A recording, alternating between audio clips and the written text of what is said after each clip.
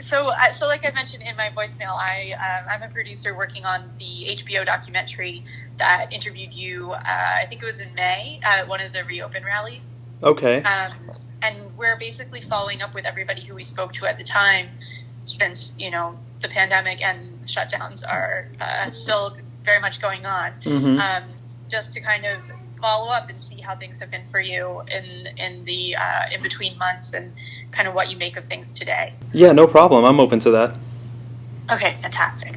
Well, so let's just start with have you or anyone gotten COVID in the time since we first spoke?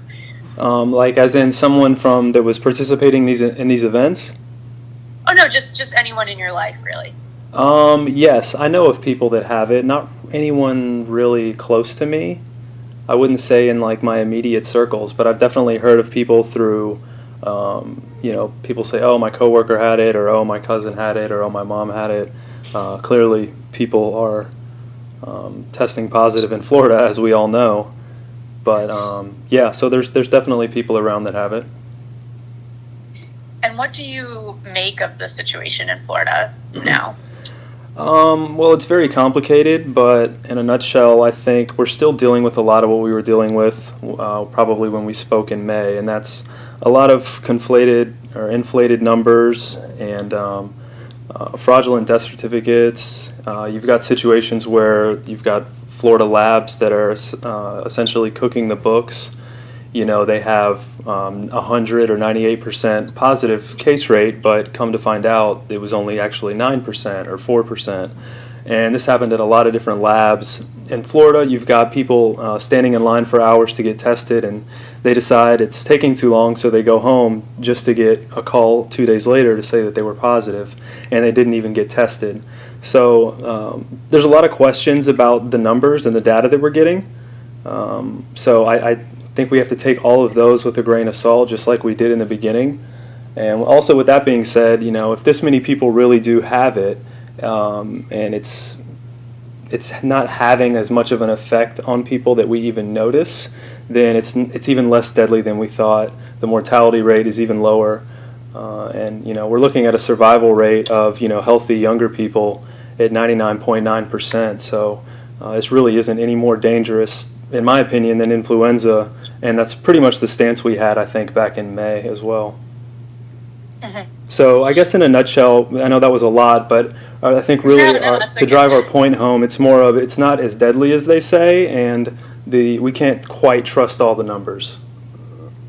Gotcha. Do you think anything about your outlook has changed in the time since then, or it sounds like your opinion's mostly the same? Yeah, it's mostly the same. I wouldn't say that anything's changed much. I think for good reasons. I have a lot of distrust in the officials that are giving us these numbers. It looks like things are being driven by political agendas and through pharmaceutical agendas.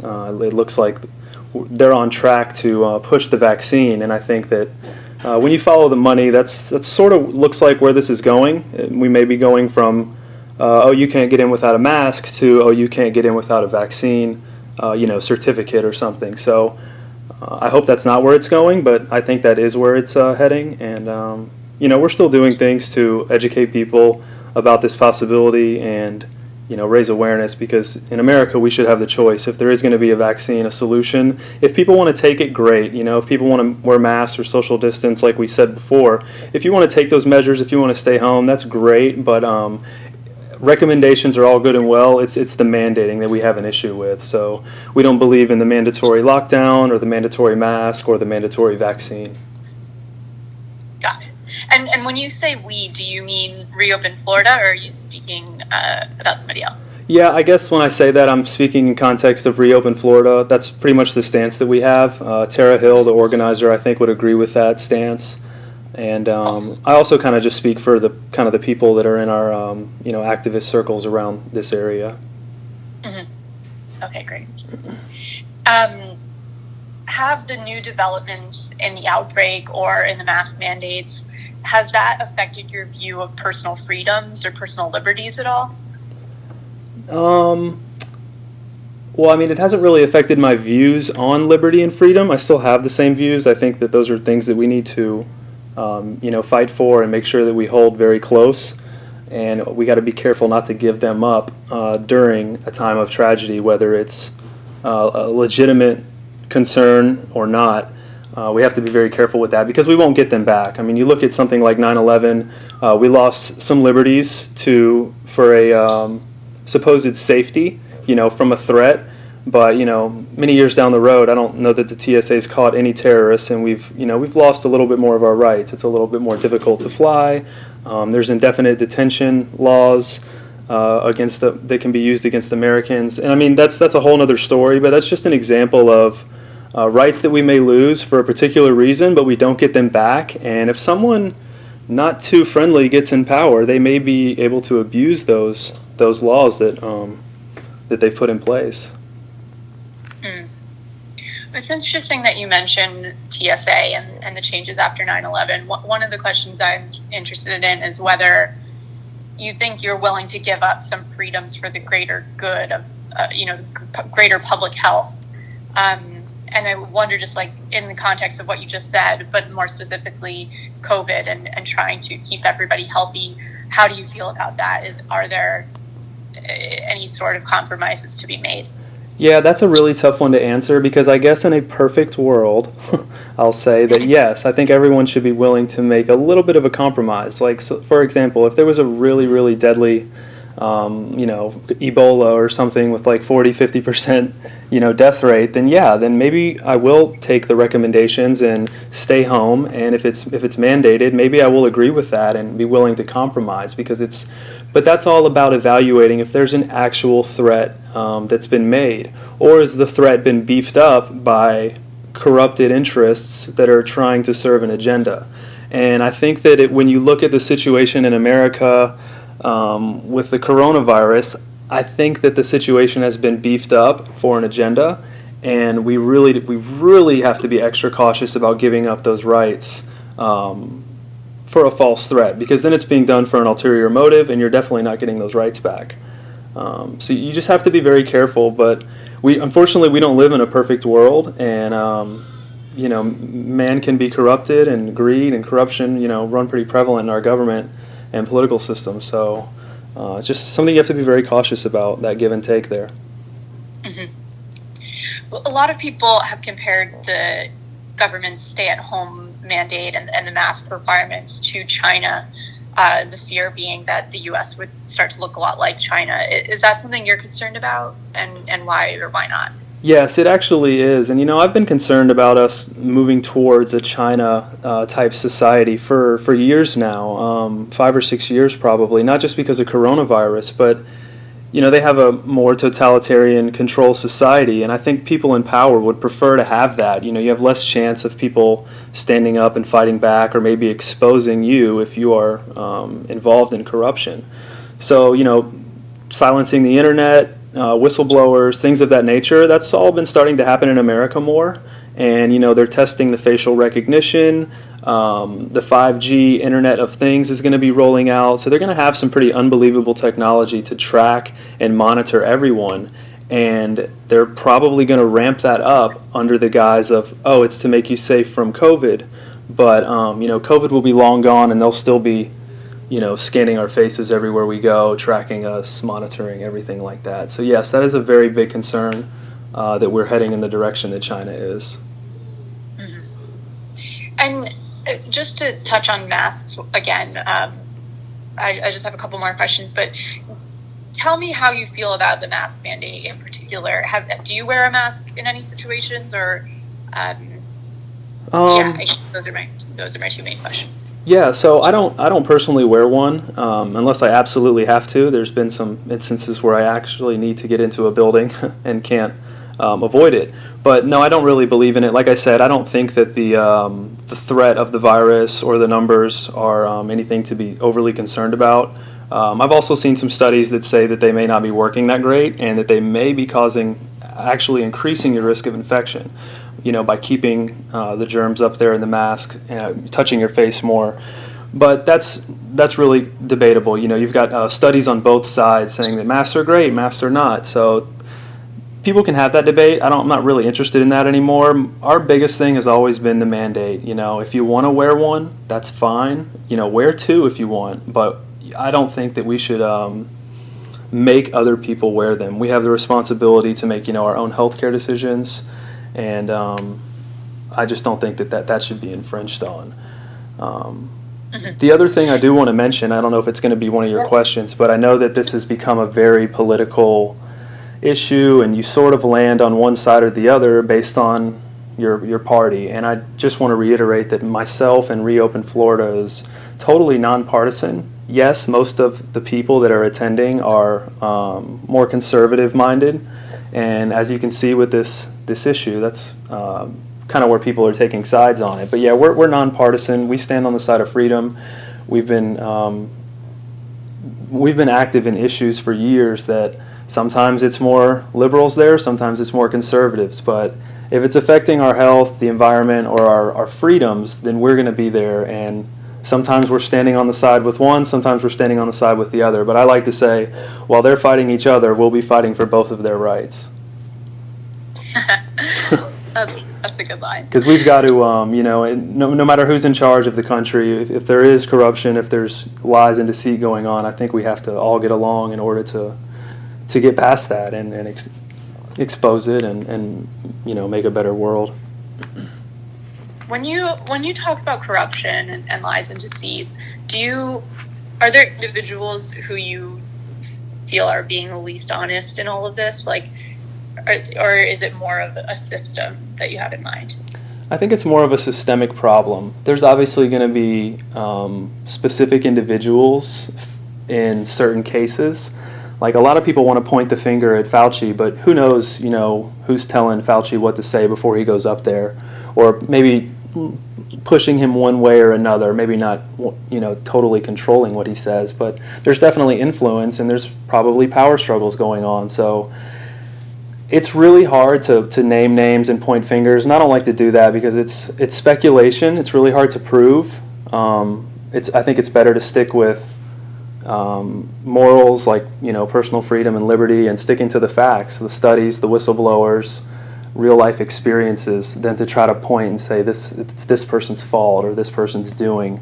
But I guess in a nutshell, it's really a problem of the corporations having too much power and influence over the government, and they've kind of replaced the regulators. The FDA is a captured agency. The FCC is a captured agency by big wireless.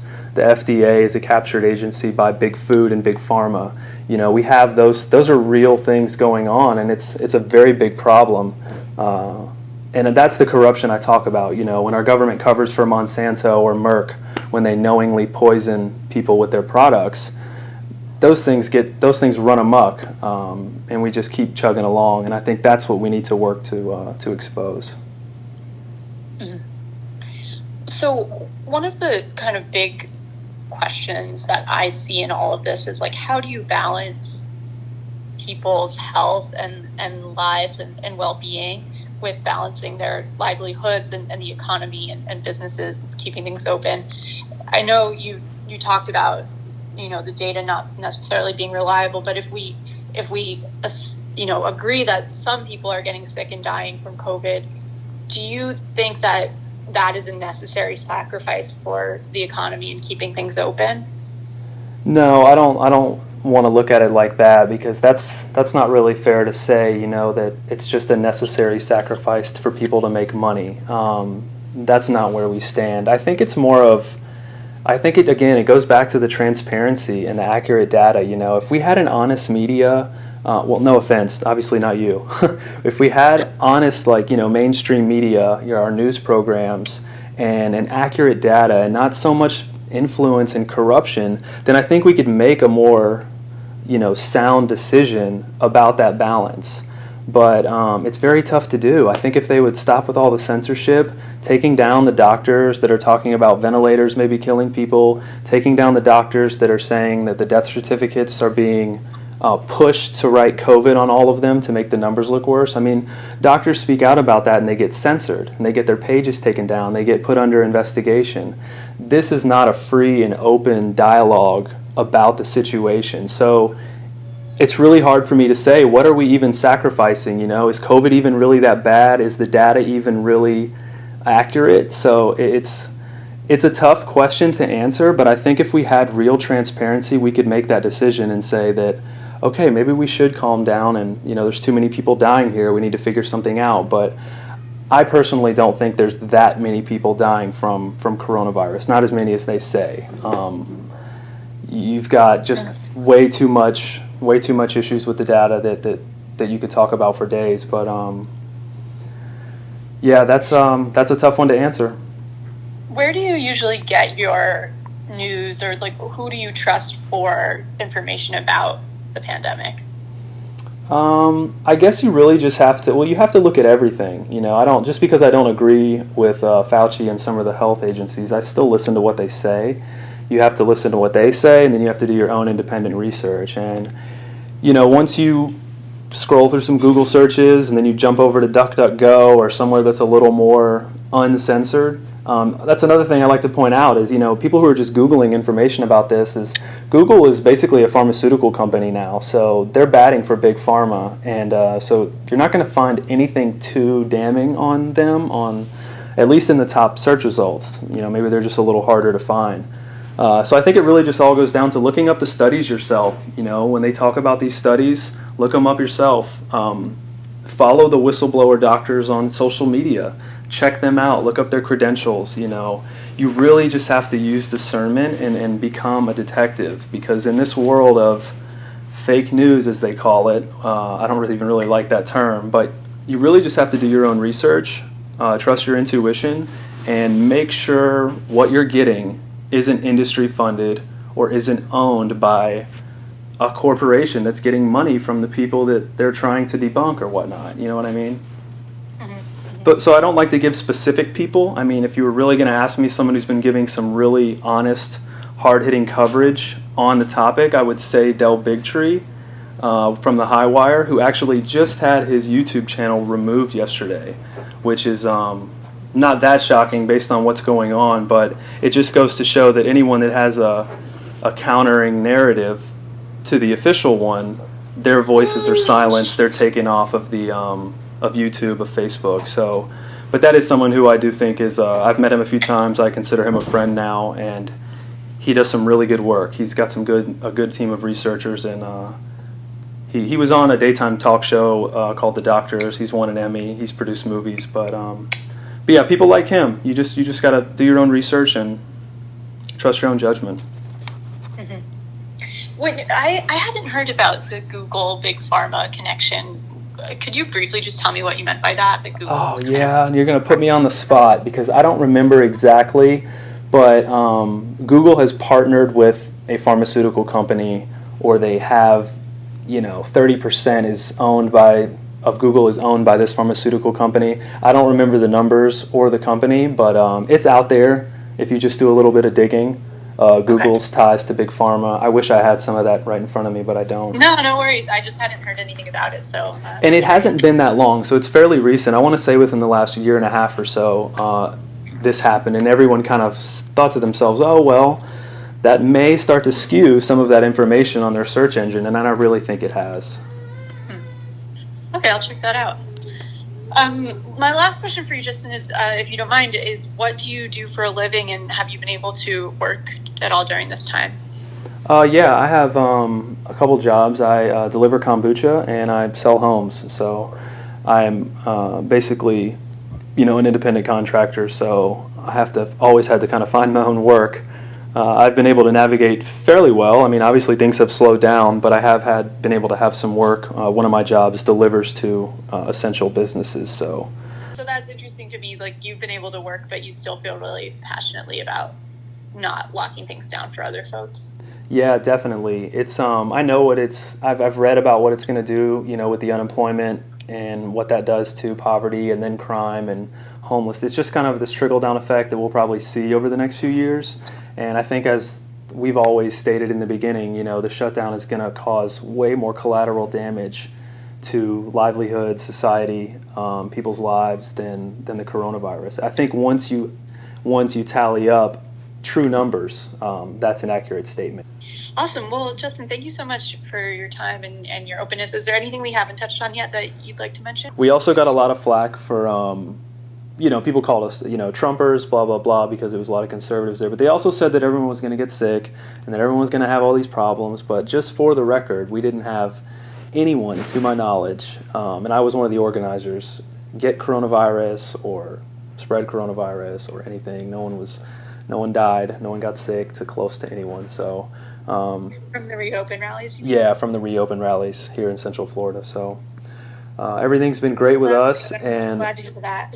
Yeah, and I don't know where you are locally, like where you're located, but I mean, the news says a lot about Florida, and I would just make sure you take it with a grain of salt, because I travel around quite a bit for work, and I see quite a few people, and it's just not what I'm seeing in my everyday life. The people that I do know about that have had it, they're very mild, didn't know they had it until they got tested. So a funny meme that goes around, it says, imagine a virus so deadly that you have to get tested to know that you had it, or you have to fudge all these death certificates and all these numbers just to scare everyone. So I think everybody should just really think twice about the information that we get from these health officials. That's all. Well, I really appreciate you sharing and appreciate your time. So thanks so much. And I should say there is a slight chance that we will try to film some more, just as things continue. Although we are trying to,